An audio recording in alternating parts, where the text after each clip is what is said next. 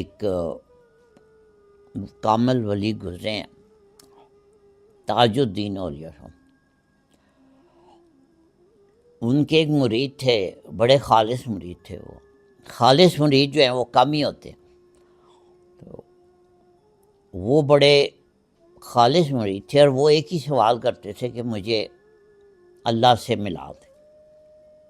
جب آتے تھے نا ایک ہی سوال، تو وہ مرشد ان سے بڑے راضی تھے کہ یار کم از کم ایک بندہ تو خالص ہے نا۔ اور وہ بہت بڑے نواب تھے اپنے علاقے کے، بہت بڑی حویلی تھی، وہ حاضر ہوتے تھے بڑے ادب سے۔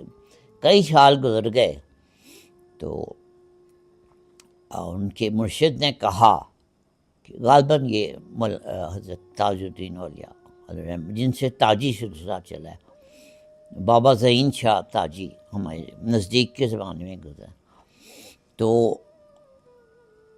وہ ایک دن انہوں نے کہا اچھا چل ٹھیک ہے، تو کتے کو انتظام کرتے ہیں۔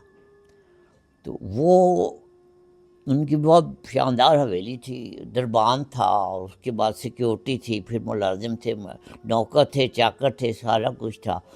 ایک دن نہ وہ اپنے بیڈ روم میں بیٹھے ہوئے تھے نا، تو اچانک نہ ایک بوڑھا آدمی نا اندر آ گیا اور آ کے کہتا ہے جی کہ اللہ کے نام پہ کچھ دو۔ تو وہ حیرت زدہ رہ گئے کہ اتنے دروازوں سے گزر کے یہ کون سا بدتمیز بندہ ہے جو کہ جس کی یہ ضرورت ہے کہ میرے بیڈ روم میں۔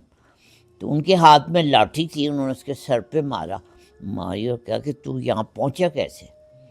تو خیر وہ چلا گیا۔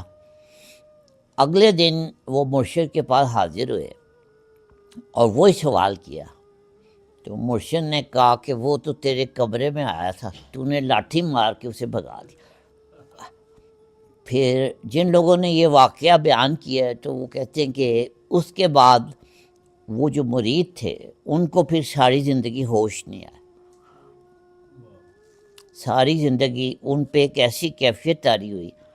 ظاہر ہے یہ جس کے ساتھ یہ واقعہ ہو جائے وہ یہ کوئی عام واقعہ تو نہیں ہے، تو یہ جس کے ساتھ ہو گیا ہو تو اس کا ذہنی توازن جو ہے وہ برقرار رہنا جو ہے نا ذرا مشکل ہی ہوتا ہے۔ تو وہ پھر جو ہے نا رہے، جب تک زندہ رہے وہ تھے، وہ ہوش پہ نہیں آئے۔